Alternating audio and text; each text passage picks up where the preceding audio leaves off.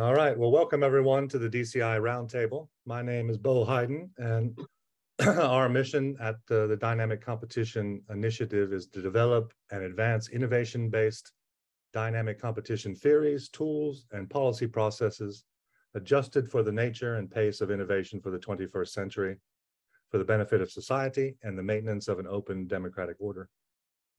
Today's roundtable is focused on a retrospective case regarding General Motors' proposed sale of its Allison transmission division to ZF Friedrichshafen in 1993. So it's about 30 years anniversary now.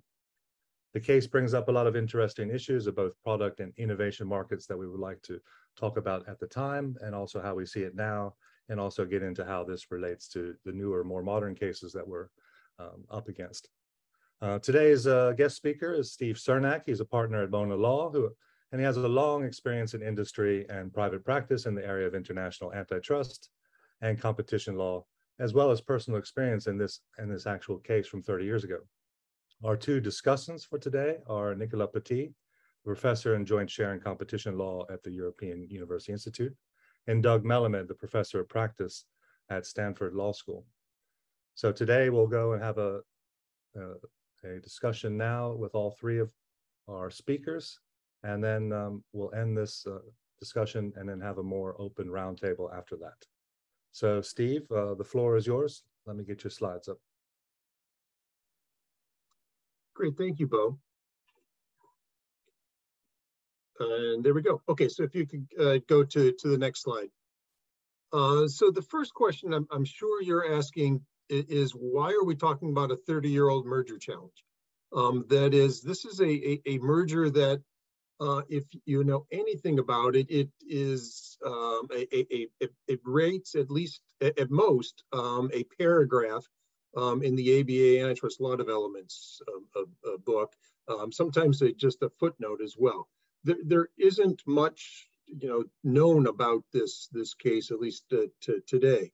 But I think the point that I'm going to try to emphasize is that the way that this merger analysis was done 30 years ago illustrates, I think, some of the limitations that we have in antitrust analysis today, and the I think myopic view of competition that sometimes, at least, antitrust takes as it reviews various actions, including mergers. Okay, so just first a couple of assumptions and a couple of caveats before I get started. First, I'm going to assume that the challenge was correct. That is, in the sense that it was consistent with the merger guidelines that were in place here in the United States back then, and frankly would be consistent with the merger guidelines as they are written now. At least as they're written now, we might be getting some significant changes shortly. But my point is that the analysis might not have been correct if you're looking at whether it was consistent with actual competitive conditions, or at least as those competitive conditions were viewed by market participants. There seemed to be a whole strain of competition that was completely ignored by the merger analysis, and therefore led to a decision that was a surprise, at least to the parties that involved. And I will say that while it is a 30-year-old merger review, I don't think that it is an isolated incident. That is, I've had another merger review where a lot of those same issues arose in a completely different industry, not automotive related, not high tech related either. So I don't think this is just a high-tech issue as well. So first, a couple caveats. I'm not going to end this discussion with a nice, neat, all tied up with a bow theory, or even have a lot of answers. I'm going to have a lot of questions, and so I hope to learn just as much as you will through the discussion with Doug and Nicholas, and then with the rest of you as well. And then finally, I am speaking on my own behalf. I was an in-house lawyer at General Motors for 20 plus years, including during this investigation. But I am no longer employed at General Motors, no longer represent General Motors. I am not speaking on behalf of Allison Transmission, which is now its own entity, publicly traded entity, but I do not represent them, not speaking on their behalf as well. Okay, so this slide is one that I did not put together. Natalia gets complete credit for this. This is a fantastic slide, though, in terms of explaining what the case is on one sheet of paper. So let me go through this, and so you get the basics, get everybody else up to speed. All right, so in 1992, General Motors proposed to sell its Allison Transmission division. We filed the pre-merger notification, the Hart-Scott-Rodino form, I believe shortly before the 1992 presidential election, between George Herbert Walker Bush and Bill Clinton. So we started this investigation under Republican president. Then we went through the transition period, and the investigation ended in 1993 in the Clinton administration, so a Democratic administration. And then the merger was challenged in November of 1993, and almost immediately the parties abandoned the transaction. So Allison Transmission and ZF, let's talk about them and what it is that they do. Allison Transmission was a division of General Motors Corporation at the time, and was often known as ATD. That's why on subsequent slides I shorten it to that. Allison Transmission made automatic transmissions for large vehicles. Large in the sense that they are larger than, even here in the United States, our large pickup trucks. So technically medium duty and heavy duty vehicles, these are the delivery vehicles that you see driving around town.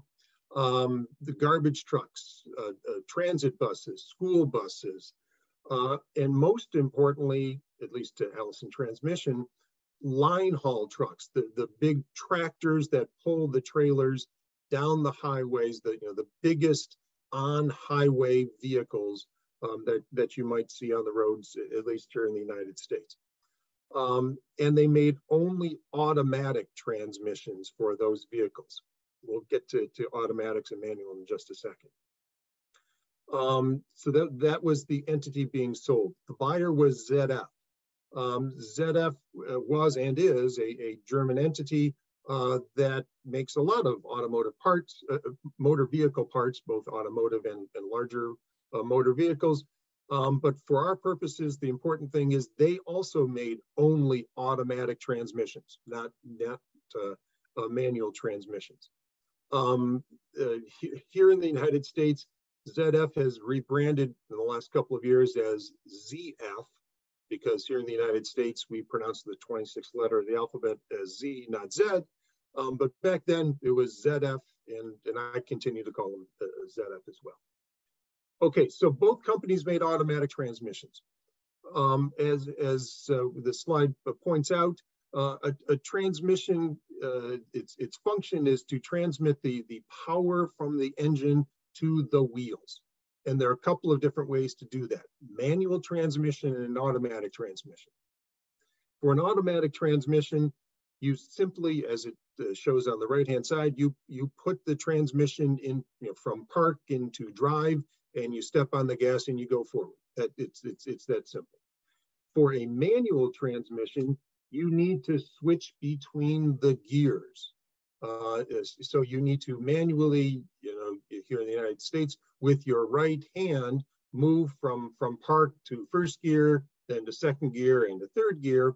And as you are changing gears with your, again, here in the United States, with your left foot, you are engaging the clutch and then shifting the gears.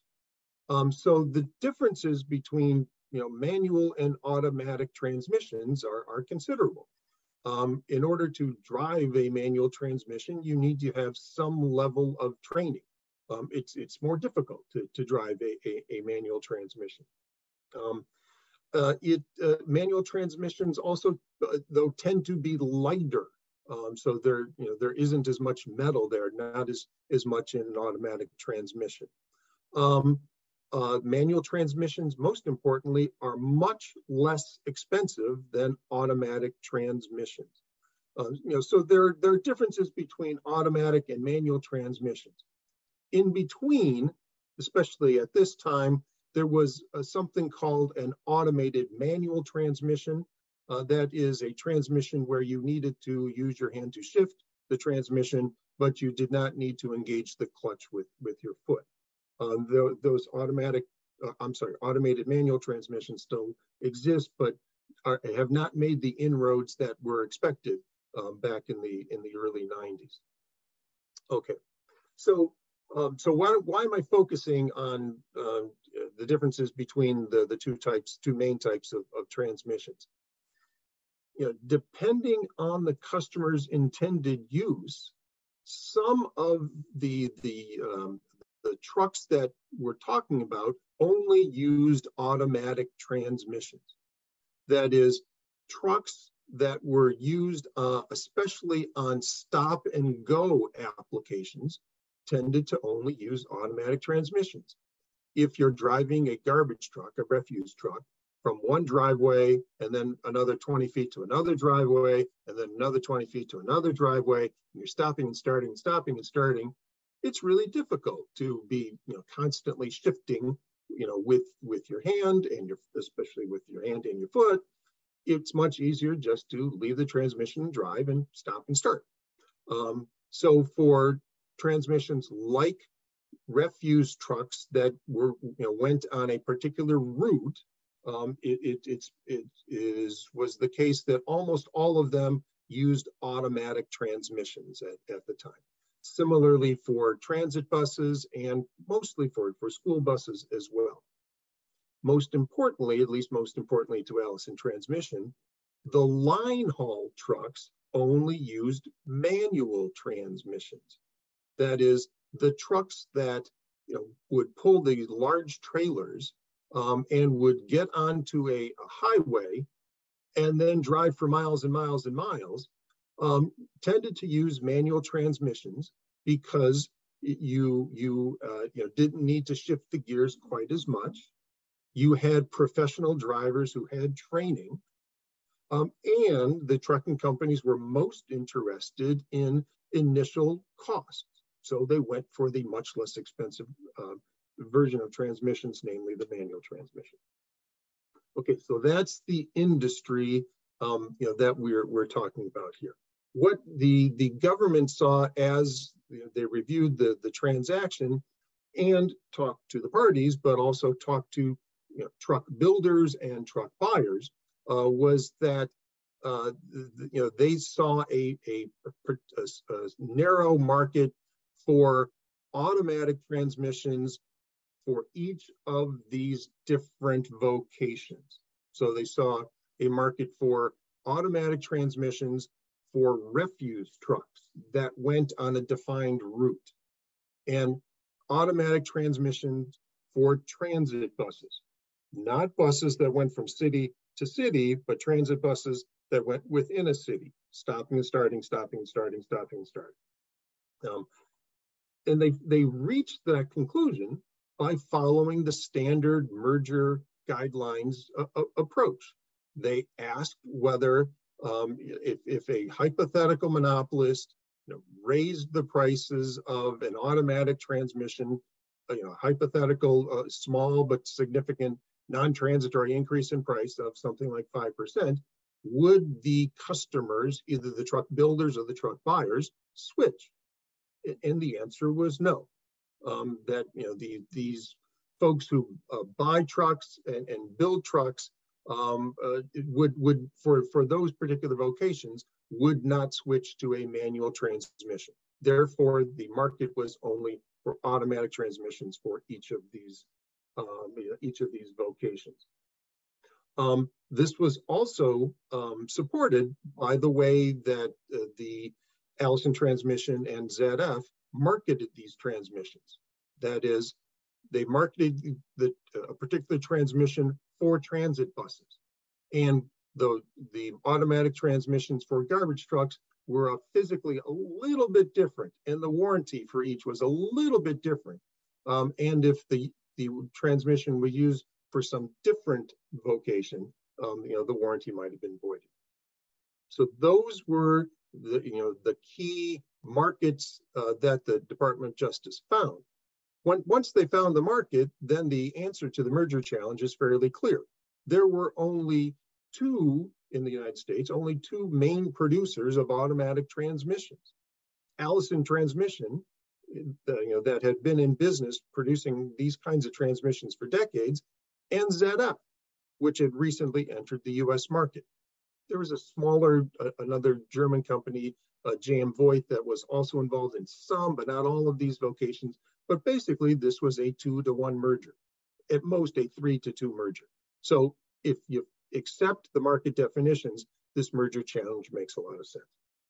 Now, as reported here on the third slide, or I'm sorry, on the right-hand part of the slide, there was a third market that almost literally was tossed in at the last moment. That is, there was the Department of Justice also challenged this on the basis of an innovation market, that the only entities that could compete for innovation in these types of transmissions were those that were already producing the product, automatic transmissions, and therefore, again, you had a very limited number of potential or actual competitors, namely Allison, the two parties, Allison and ZF. That theory was not discussed very much with us at all during the investigation, and I think was more theoretical than real. But again, that was a third market that the Justice Department focused on. All right, Bo, if you could go to the next slide.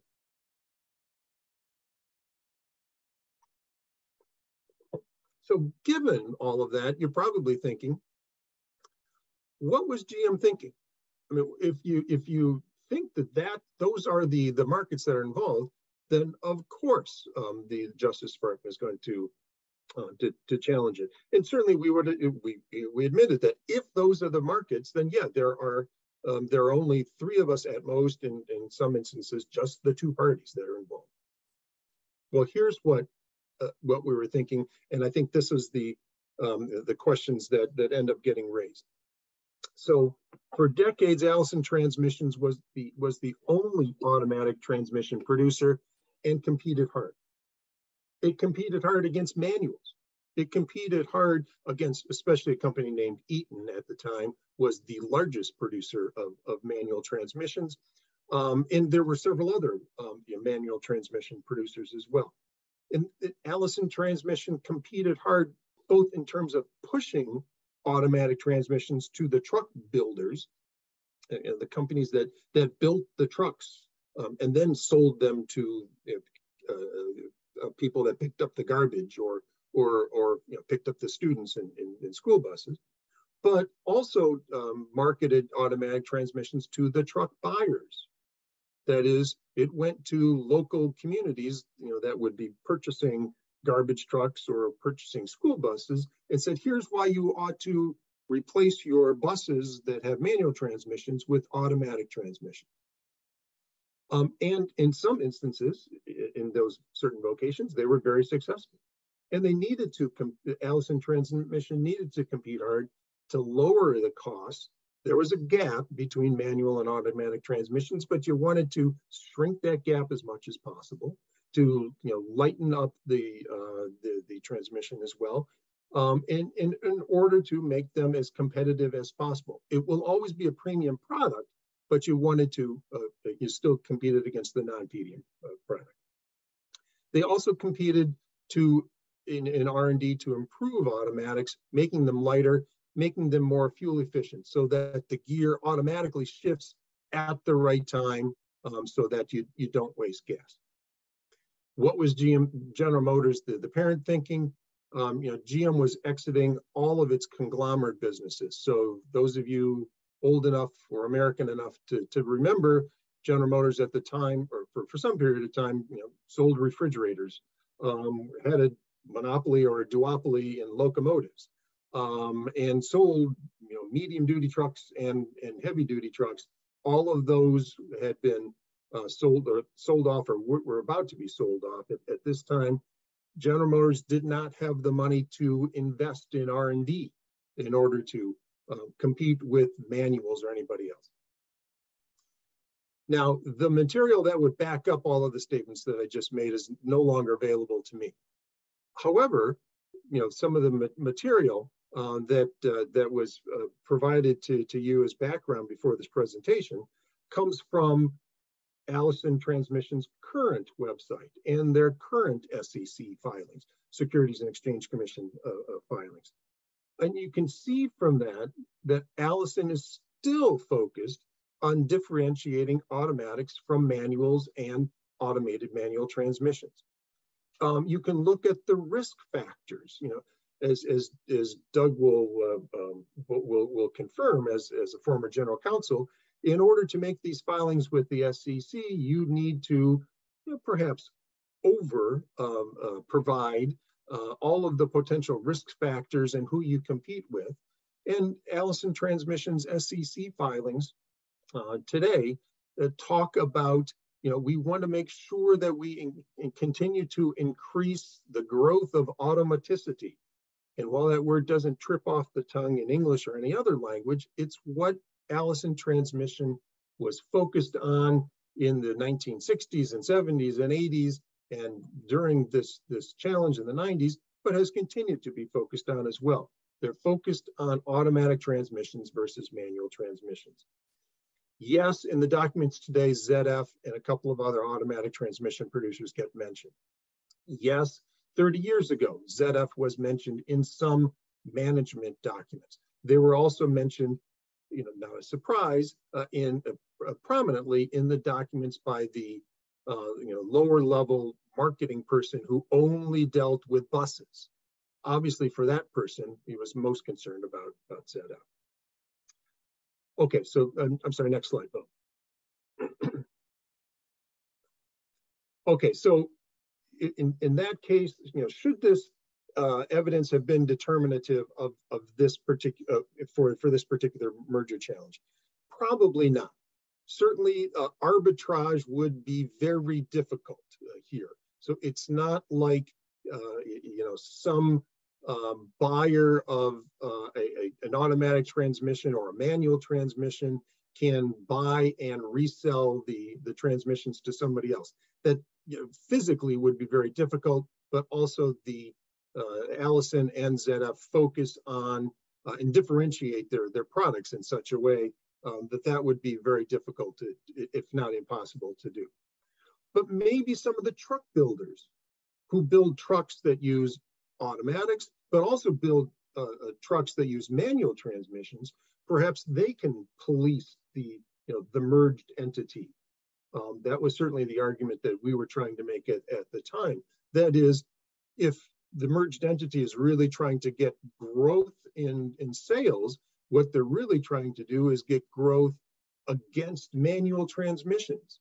And so if they, as the merged entity, as the alleged monopolist of automatic transmissions, if they try to jack up the price of automatic transmissions for, say, garbage trucks, well, the truck builders that build garbage trucks, but also build the line haul trucks that only use manuals, will say, well, there's no way we're going to buy any of your automatics for manuals.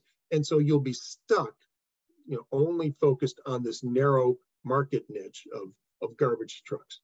That was a story that we thought made sense and resonated with a few of the truck builders, but not all of them, and suffered from the unfortunate fact that there were some truck builders who only built trucks that only used automatic transmissions, like school buses. Okay, Bo, next slide. Peter, I'll get to your question just a little bit.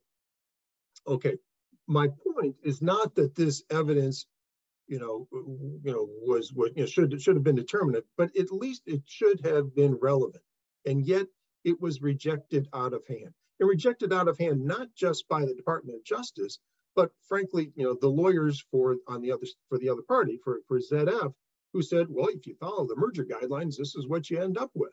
And we got to follow the merger guidelines, which, let the consumer say that, here's what we want. Once consumers had made their decision, that's the market. Now, the reaction amongst the executives for Allison Transmission was, well, gosh, then that means we sort of cut our own throats. We've been focused, for decades on convincing, particular users of transmissions to, only buy automatic transmissions. And we've been really successful in buses and in school buses and transit buses and garbage trucks. And once we did that, well, now we've created this own market where we are a monopolist. And yet we sort of don't feel like a monopolist. Gosh, I wish we would have known that. So this evidence seems to get rejected out of hand instead of at least considered. Now, perhaps it's too difficult to weigh or balance the short-term price effects that we think we know with a longer-term competition that we're unsure about. So let me unpack some of that. Under the merger guidelines, the focus is on that short-term price effects. If Allison Transmission and ZF merge, will they be able to increase prices, next week, next month, to buyers of garbage trucks? That's what antitrust law is focused on. What it's not focused on is, well, will the merged entity still feel at least some pressure to continue to innovate and continue to improve their products in order to compete against manual transmission? That story is a much longer term story, and it's one that we don't know as much about. And so I think I think the antitrust merger guidelines end up focusing on the short-term price effects that we think we know a lot better than the longer-term non-price effects.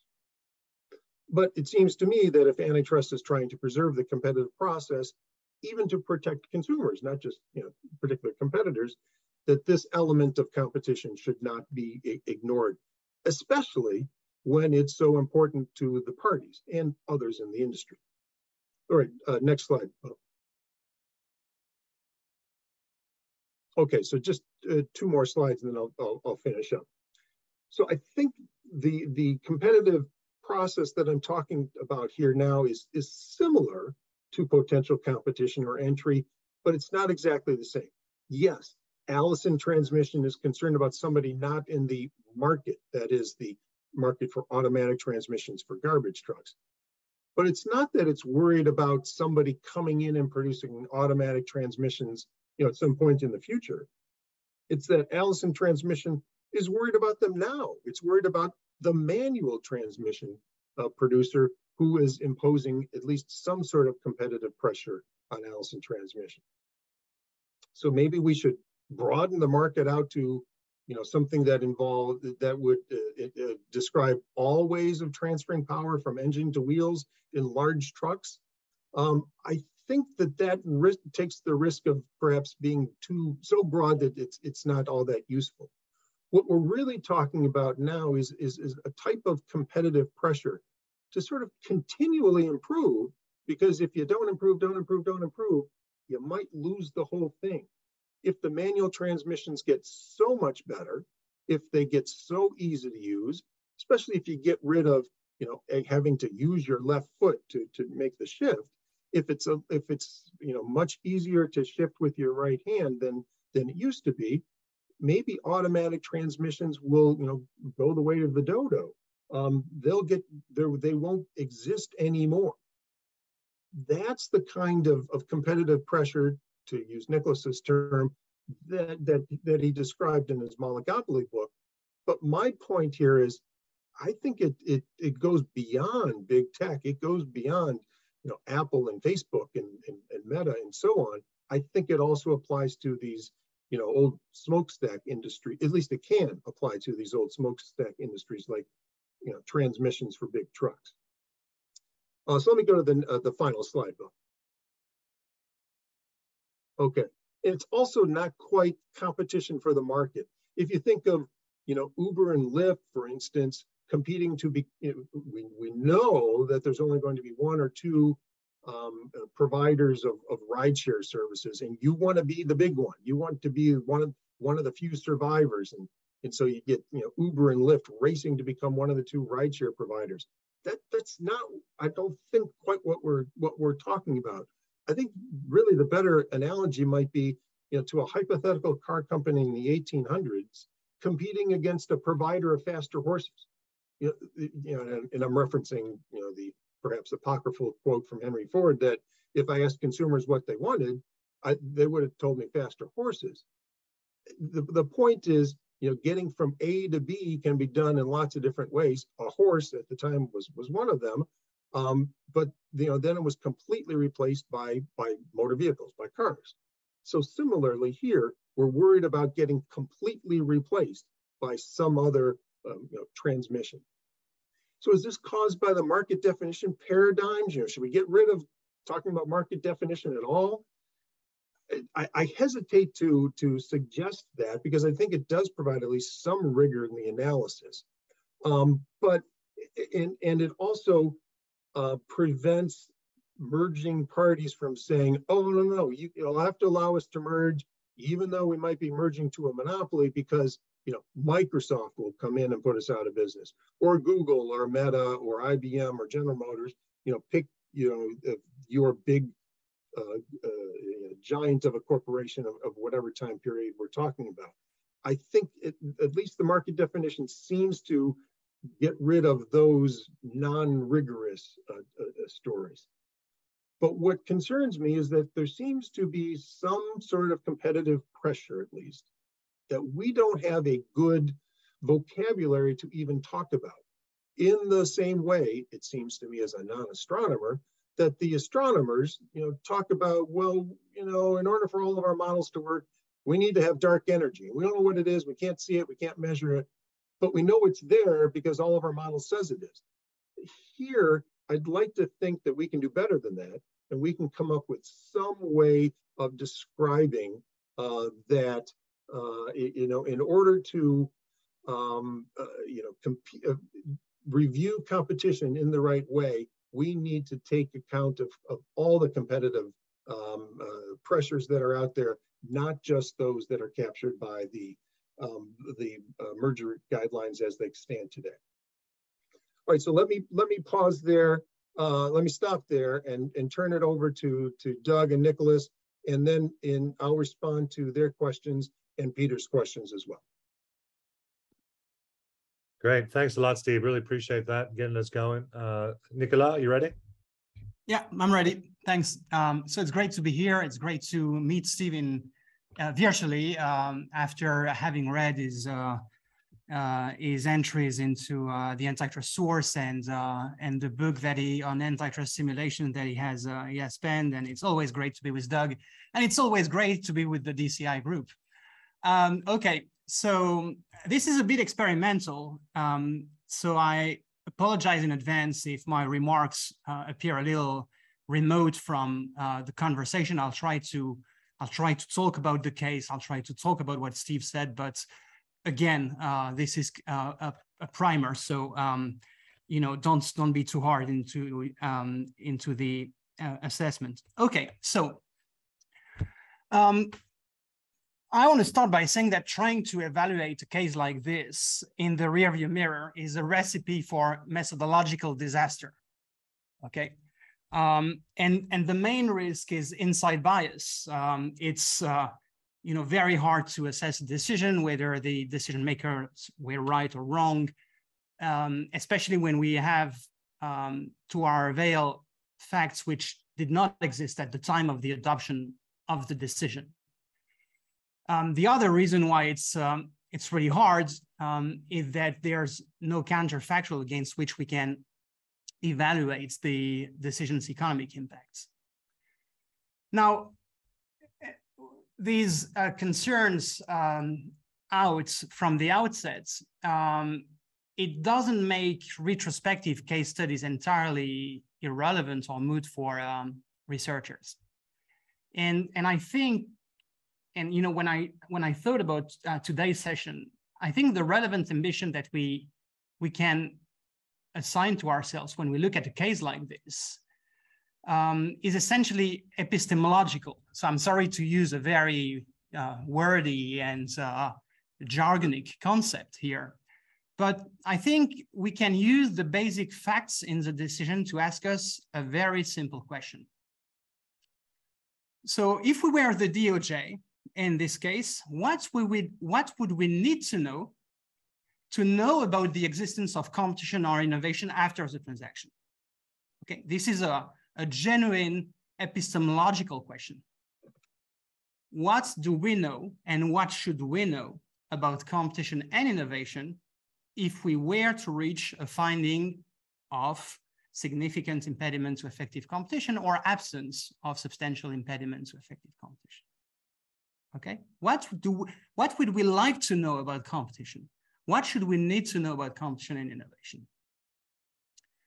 So to put more concretely in the context of the case, we can look at these complaints and the document that we have to consider what the government in this case knew about competition and innovation, applying the analytics that it used over this transaction. You know, more generally, I'm going to repeat myself, but I want this question to be very clear from the outset. More generally, is the universe of facts looked at in merger cases to determine the existence or absence thereof of competition and innovation complete?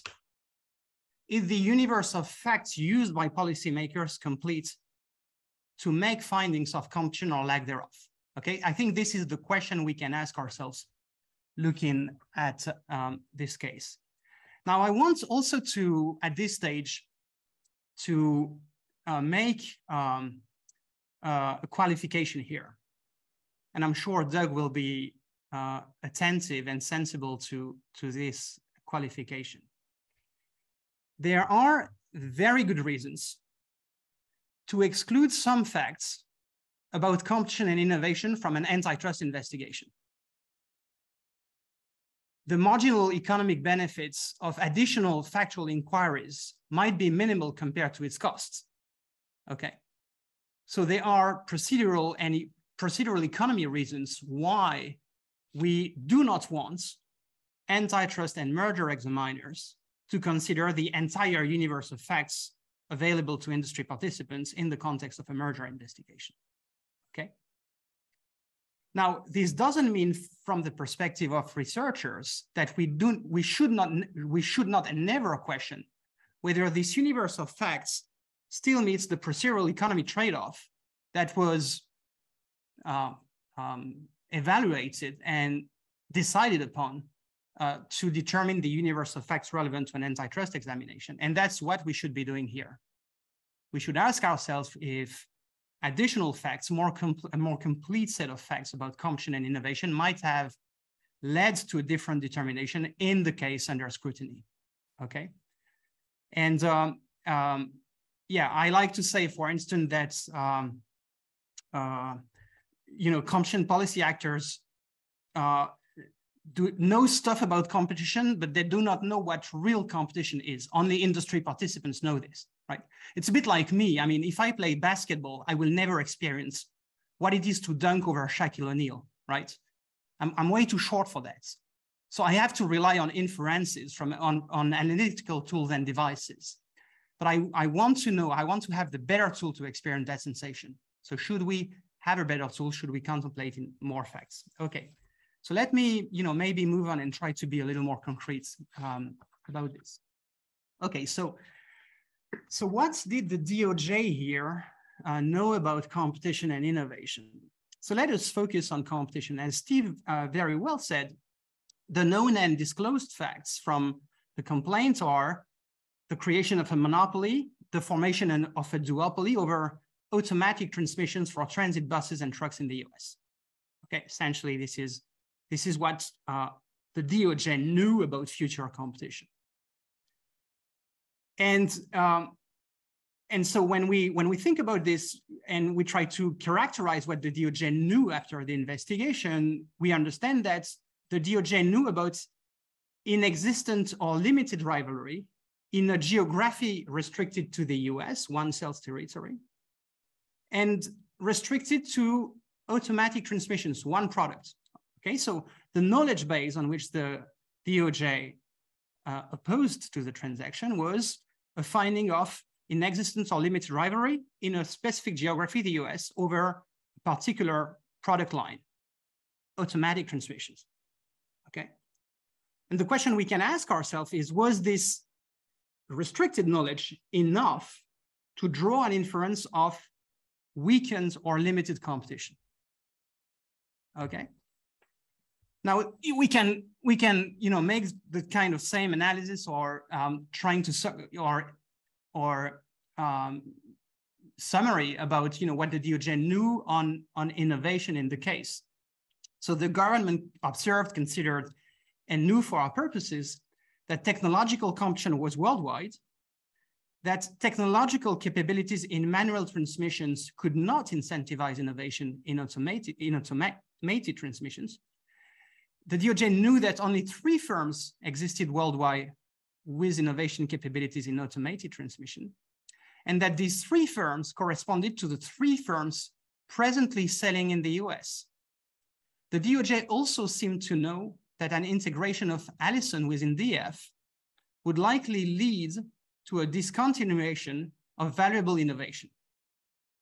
Okay, so this is essentially the knowledge in the decision, the knowledge on which the DOJ decided to sue, okay?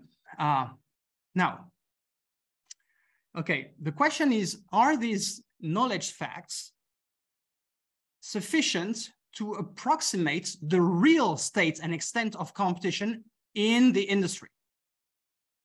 Are they good representations of the real state of competition in the industry? So this leads me logically to the next question, which is, what could be missing, if anything, in the government characterization of competition and innovation in its complaints?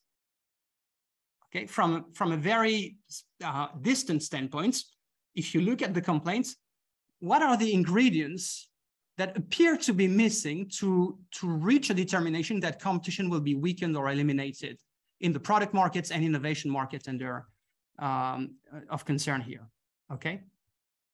Now, on very cursory analysis, and again, I have no knowledge of this industry, no knowledge of these facts. I was probably 12 years old when the complaint was filed. So, I could not even drive. So, what are the obvious items that relate to competition and innovation that might appear to be missing prima facie? Okay. So I've done a quick list, and I'm going to run you through these items. So the first one is, if I wanted to know about competition and innovation, I might be interested in knowing more about the captive sales and capabilities of integrated automotive and truck manufacturers. Okay, so that's one. And we know from recent decisional practice from the EU agencies and maybe the US agency that they look at that almost systematically now in merger reviews in this line of business. Another thing that we might want to look at is to know about competition and innovation in 1993, if the capabilities of integrated automotive and truck manufacturers outside of the United States in an industry in which there are very few technical standards and IP barriers.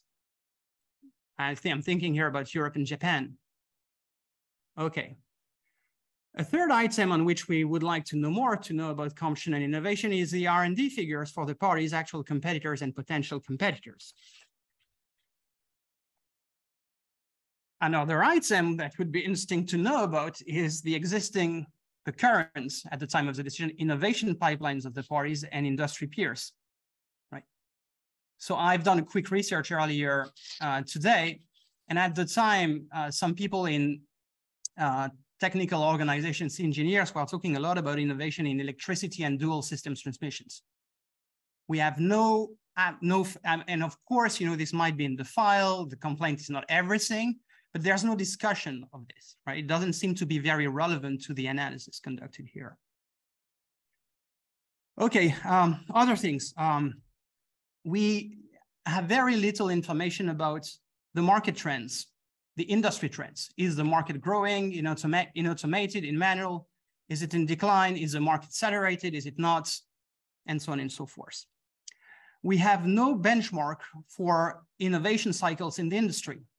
We can draw an inference from the history of the industry, of the innovation in the industry from the complaints. It seems to say that, it takes 5 to 8 years to come with a new product in the market, but it's a rough guess based on the history, the storytelling in the decision.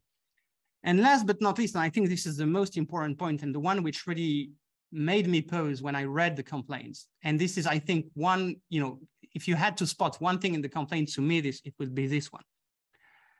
There's no discussion of the business rationale for the transaction in the complaints.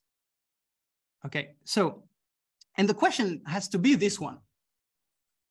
So why did General Motors sell to ZF, which trails behind in market share, especially when the complaint acknowledges that ZF has prevailed in the last, especially when the complaint acknowledges that GM has prevailed in the last innovation cycle. So why would the player with the highest market share and the latest success in innovation decide to entirely divest the products over which it's predominantly successful? And the complaint never engages with that question. Okay, so considering all this, one submission that I want to make here is that the universe of facts contemplated in the decision to find the weakening or elimination of competition appears to me to be a little narrow. The government equated a weakening or elimination of competition with a reduction in the number of players active in a constructed space where it deemed competition to be relevant. Okay. The decision is silent on innovation capabilities outside of the United States. It's actually pretty funny because ZF is not an American company, right? It's incorporated in the US, but it's not an American company. So why stop considering innovation at the border of the United States continent?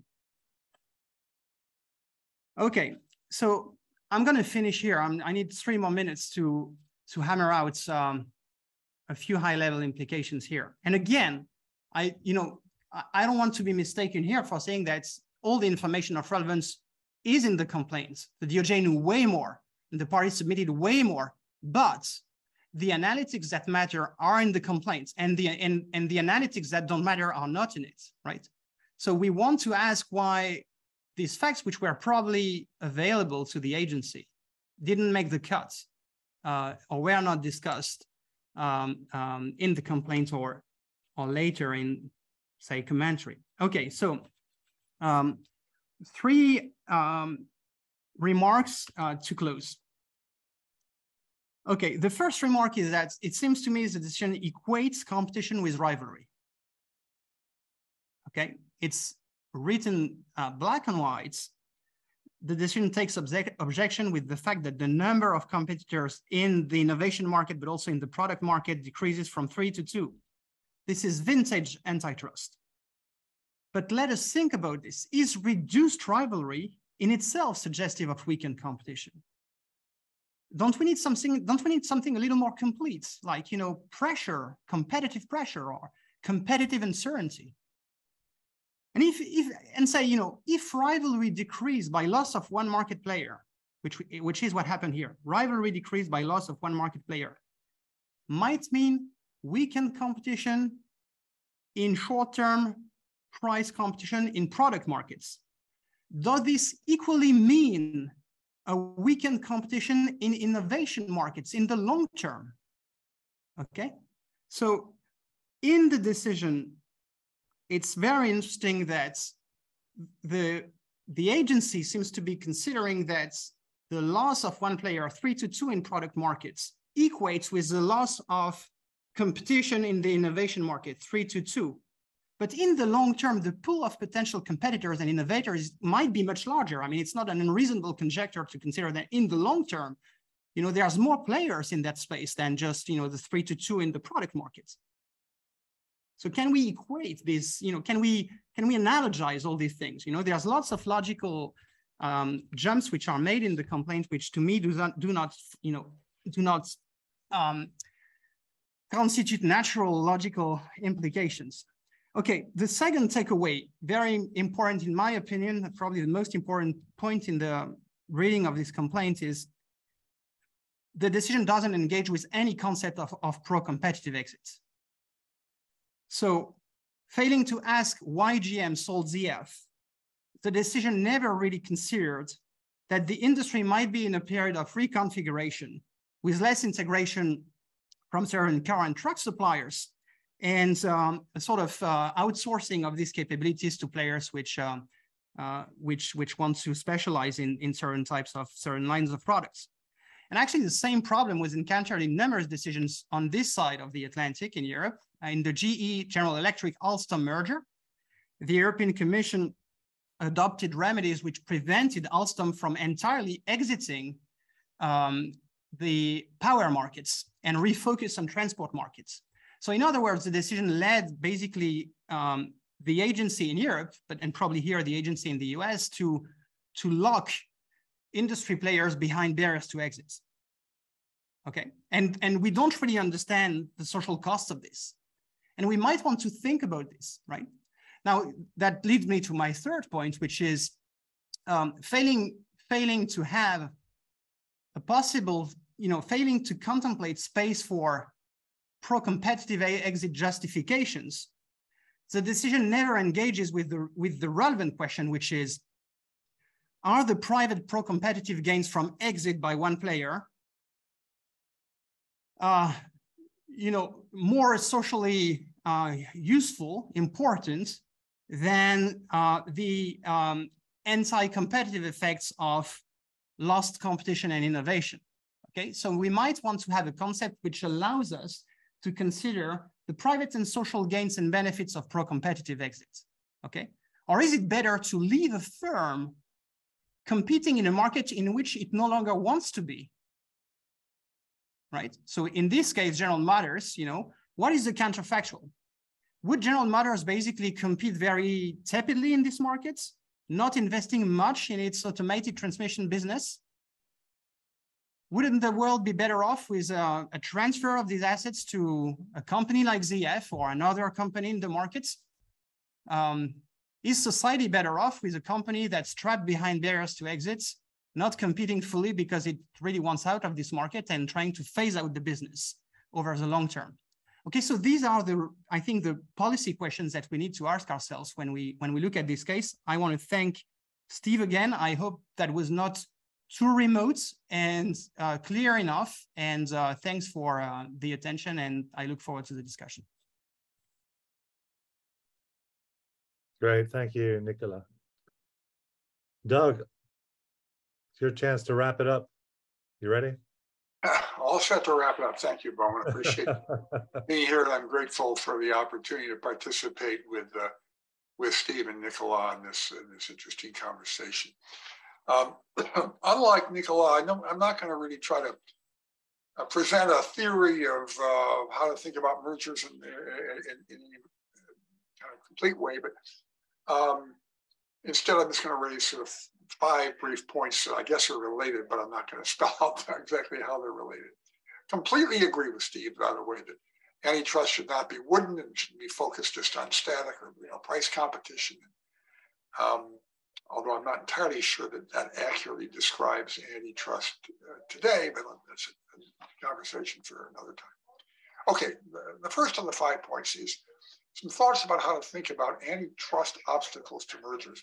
When is it appropriate for the state to intervene with and interfere with a voluntary market transaction? Almost every antitrust decision is made under substantial uncertainty, particularly in the merger area, where you're comparing 2 unknown futures with the merger and without it. and you don't know, as Nicolau suggested, what is the but-for world? Does GM stay in the business? Does it exit the business? Does it sell the business to a third party?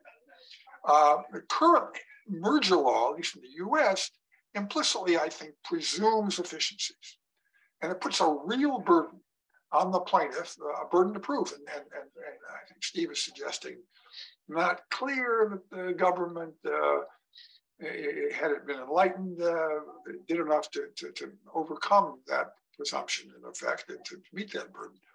The way the courts doctrinally articulated often is to say that the plaintiff has to show that harm is more likely than not. Okay, the data, if I understand them, do not support any such presumption of merger efficiencies, at least with respect to cost and revenue synergies.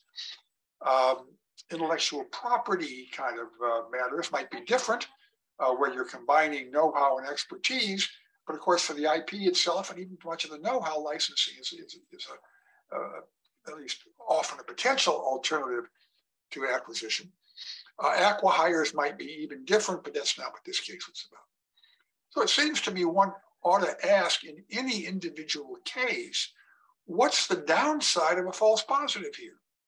Because getting a sense of the magnitude of that ought to inform the height of the burden we put on the plaintiff.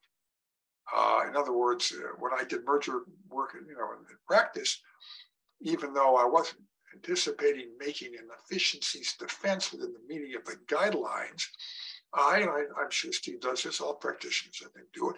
First thing you do when you walk into the agency is you say, let me tell you the wonderful things this merger is going to bring, to the market, to competition, to consumers, because I think you want to raise that bar for the plaintiff, and I'm not sure that anything I've seen suggested that GM had much of an efficiency story here. Second, this case was filed 30 years ago. DOJ alleged harm in innovation market. I've written, some of you know, a little bit about innovation. I don't happen to think that the concept of an innovation market is very helpful. I think it's sort of conceptually problematic because innovation is not itself sold, except embodied in products or sometimes licensed in technology markets. But I think the technology market is different from innovation. So it seems to me the more constructive way to think of innovation, more broadly, I suppose, one might talk about the capacity of a firm or the merged firm, if you're looking at it in that hypothetical, to evolve and adapt over time, is to think of those assets, of that capacity as an input into product markets, one that might be in a vertically integrated firm or it might be licensed by a technology supplier, but not as a market itself. So if innovation is seen as an input, it seems to me there are two basic antitrust questions that would arise. First, might others be able to innovate and enter to compete in the product market, which I think is what we're talking about in large part here, although there's also the issue of whether the market really was properly confined to automatic transmissions. I'll get back to that. It seems to me the focus in that question of how many firms are basically able to be rivals tomorrow, even if not nominally rivals today, should be on what assets are needed, which firms have or can readily obtain those assets. The complaint alleges that Allison and ZF are uniquely able to innovate because of a required combination of experience in manufacturing. It's plausible. I don't know the facts, but it didn't strike me as a crazy way to say they alone really have those assets, or at least they have a significant advantage over others. The second question one might ask, they ought to ask, is will the merger enhance or diminish competition on the innovation dimension? And the issue here is one of three things: innovation assets, R&D budget, patents, whatever it might be, opportunities to appropriate the fruits of innovation, and incentives to innovate. And this merger, again, from the documents we've seen, there's no suggestion that the merger would improve the merged firm's assets or ability to appropriate. And there is reason to expect reduced incentive to innovate because of the reduced incentive to worry about rivalry from one another. Okay. Third issue. Have we overlooked a vertical issue here? This is related to Nicolas' last comment. By the way, I think Nicolas' comments were uniformly really excellent. But this is related a little bit to his last comment. GM was vertically integrated, as I understand. They made vehicles as well as transmissions. If Allison were so important to the market, had market power, why would GM want to give up its ability to impose costs on vehicle rivals by owning Allison? Why would it run the risk that ZF would acquire Allison and use its increased market power, if the government's theory were correct, to raise its costs? Were there other buyers, even if GM wanted, to answer the first question, GM wanted to get out of the transmission business, were there other buyers that posed less of a threat to GM? Why didn't GM buy ZF? And if you answer all of these questions by saying GM is being very rational, you're probably saying maybe the government's theory here wasn't very sound. I don't know. Okay. Fourth, the basic horizontal theory of the merger obviously is both Nicolas and Steve has said, not much we can say about it with any confidence without knowing more facts. But a couple of things we can say. First, I think the complaint clearly states a claim. It plausibly defines narrow markets, a merger of a monopoly in one into 78% in the other, defines entry barriers, including those respecting the capacity to innovate. And it plainly defines, I think, Allison and ZF as each other's closest substitutes. So you stated a claim. Steve said, look, wait a minute. What about all the evidence of competition for manual transmissions? And we see that even today, 30 years later, which is an interesting fact, although it is one that DOJ presumably didn't know back in 1993. Just a note of some skepticism, because I don't know what the truth of the matter is. That kind of evidence, gee, these guys are worried about manual transmission. They're trying to separate themselves from manual transmission. That could be evidence of a DuPont cellophane story. It could mean simply that, we have some pricing discretion now, but we sure would get more if we could put more distance between us and the manuals. We could create a consumer acceptance of, or appreciation of our superiority, et cetera, and so forth. So it's not clear what those documents show, although obviously if you read them in greater detail and you depose witnesses, maybe my speculation will prove to be baseless. But it seems to be a question you have to ask. I don't think you can simply say, gee, they seem to be concerned about the manual transmissions, therefore the market must be bigger.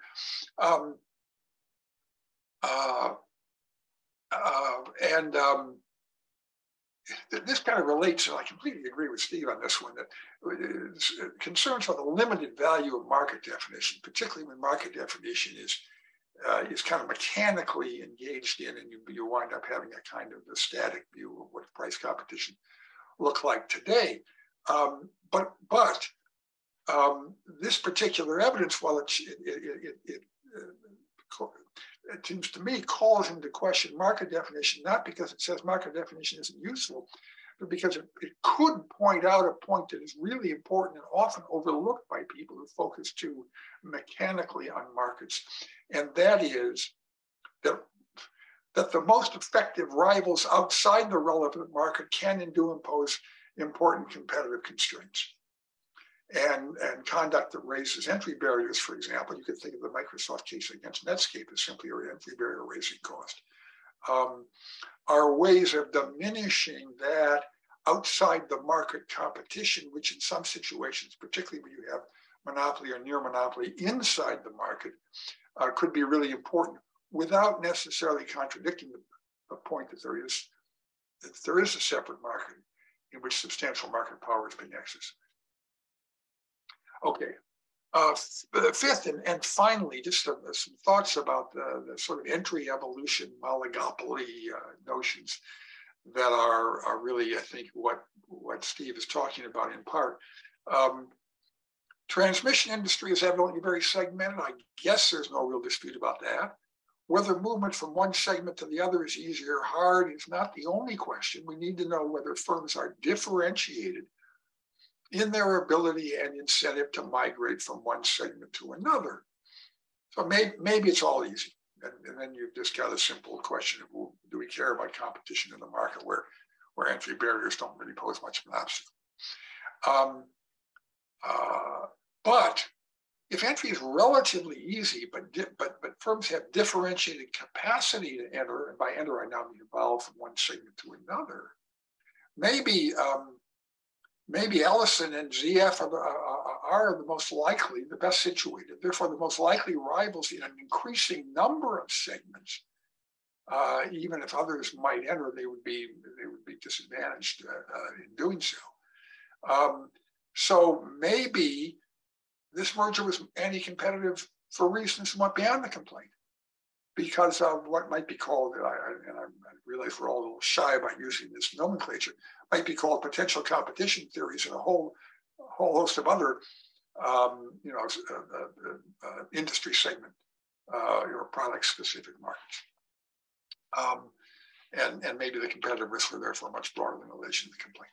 So anyhow, I'm not at all suggesting that Steve's concerns about, is this case, notwithstanding its talk about an innovation market, actually an exemplar of a myopic, static focus in markets that are much more fluid and ultimately contestable. That might be right, but I do think in fact, some of those same considerations about fluidity could cut the other way when you're talking about differentiated firms and could actually increase the competitive risk of a market like this compared to what a purely static analysis might suggest. And that's it. Thanks. All right. Thank you very much, Doug. Steve, you had two very good two very good discussions here from Nicola and Doug. So if you'd like to respond quickly to this on your thoughts on what you heard on this so far. Sure. Let me respond. And again, I think I'll as part of this, I'll end up responding to some of the questions that Peter asked in the chat room as well. Yeah, some of this gets to the facts of the transmission industry. It was certainly true then, I believe it's still true now, that the great majority of the transmissions for vehicles this size are manuals.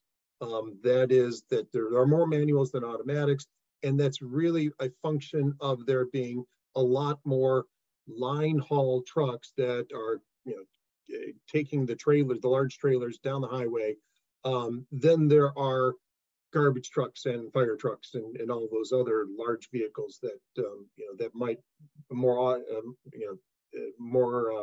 likely to use automatic transmissions. So in some respects, this is sort of a niche market. It's at least a smaller market, but that's why Allison Transmission was so focused on competing with manuals, because just like why do you rob the bank? That's where the money is. That's where the growth potential is, certainly.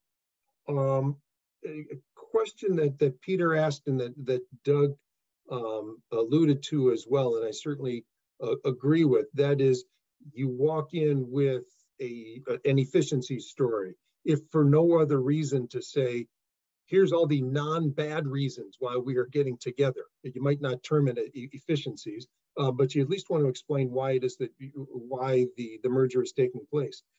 And here the concern was that going forward, General Motors was going to starve Allison Transmission of any money for R&D, and so it would benefit from still being part of General Motors, but was not going to get the money that was going to be helpful to innovate in a faster way, and that was thought to be necessary in order to compete with manual transmissions, and especially automated manual transmissions, which were the big boogeyman at the time. And so I think the counterfactual story would be that because Allison Transmission stayed with General Motors for at least a short period of time, for several more years.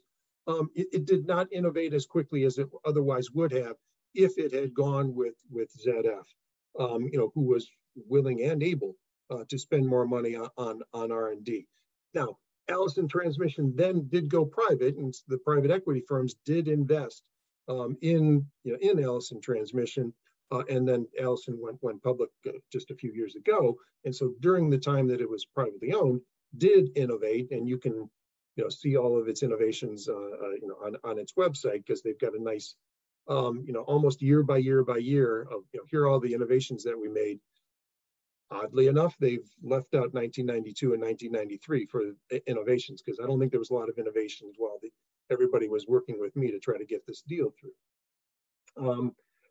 A good points from Nicholas on trying to figure out who the potential competitors might be, who we're competing against, not just manual transmissions, so not just Eaton and the other manual producers selling to large truck builders.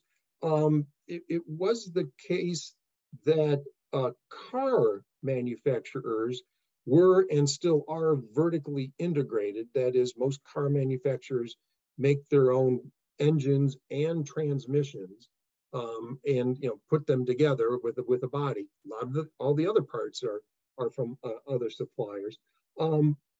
It certainly is theoretically possible to scale up a transmission that goes into a car and put it into a truck, but you at least have some engineering difficulties. I think even more than that, you have reputational difficulties. That is, no truck builder, and especially no truck buyer, is going to be confident that the transmission that they're using in this working truck, it's the same one that's in my little compact sedan. Oh, it won't be strong enough, even if it actually will be. I think so. So there are barriers to entry there. That made it very difficult for us to argue that we Allison Transmission felt competitive pressure from Ford Motor Company, for instance, scaling up their smaller transmissions. Where the competitive pressure was from producers of manual transmissions that were already in the large trucks like that. Yeah, you're right, Nicholas. The innovation on the innovation pipeline.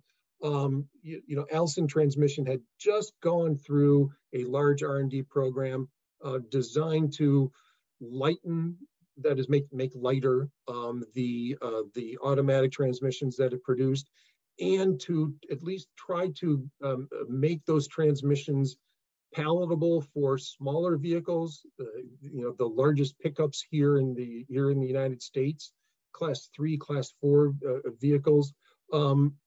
And they were partially successful, and certainly there are some Allison transmissions in General Motors pickup trucks today. In fact, that's actually a selling point. You see the advertisement here on television in the United States of selling a large pickup truck. It's got all of these great attributes, including an Allison transmission. That is, you're a real worker when you buy this kind of big pickup truck. It's just like the big delivery trucks or the big line haul trucks. I think that that's a part of it as well. The market trends, the trends at the time were there were sort of a slow move to more automatic transmissions, and the concern of the automatic transmission producer was that we would be jumped over by automated manuals, which would be easier than regular manuals, but less expensive than automatics. Again, that has not proven to be true at all. And so where we are is about where we were 30 years ago. Really good, really even better automatic transmissions than we had before, but still not inexpensive enough to convince the big truck builders and buyers to use them in the vast majority of the market, that is the line haul trucks that are pulling the trailers down the highway. Doug raises an interesting vertical point. General Motors had sold off its heavy-duty vehicles even before this transaction, but still had its medium-duty vehicles, that is, vehicles above pickup trucks. Trucks that were large enough to use these kinds of automatic transmissions. And yes, I mean, part of the transaction with ZF was to negotiate a supply contract such that the merged party would continue to supply Allison transmissions to General Motors. But there wasn't that concern that that the combined company was going to somehow use its monopoly power in order to harm General Motors. But also, to the extent that it did, medium duty trucks were a much smaller and less important part of General Motors product line than all of the other light duty vehicles. So, it was a risk that General Motors was willing to take in order to get the, about $1 billion, right away from ZF in purchasing the company. And yes, I'm interested in Doug's point about sort of competition to raise barriers to entry, and the Microsoft and Netscape example that he provided. In a way, I think we don't have that here. I don't think Allison and ZF were competing to raise barriers to entry, and perhaps that absence is sort of the argument, part of the argument that we were making, or at least should have made 30 years ago, that what we're really competing against is manual transmissions. We're competing about somebody else that we're afraid is going to displace us and completely. And at GM, we're not willing to spend the money and effort and time to make sure that does not happen. We know ZF is. We're willing to take the chance that ZF will, use this newfound monopoly to harm us as a buyer of these products, just in order to get out from this business, because we think it's going to take more investment than we're willing to make at the time. So, Bo, let me stop there and see if there are either any reactions from Nicholas or Doug, or we can stop the recording now and start the roundtable. Yeah, so I think we come to the end of the recorded part now. That was great. I think on the surface, the case seems pretty straightforward on the surface, but you guys have painted a broad epistemological lens, asking questions that not only questioning what was done, but also asking questions that weren't even asked. So thanks so much for today. Thanks, Steve Cernak, Nicola Petit, and Doug Melamed.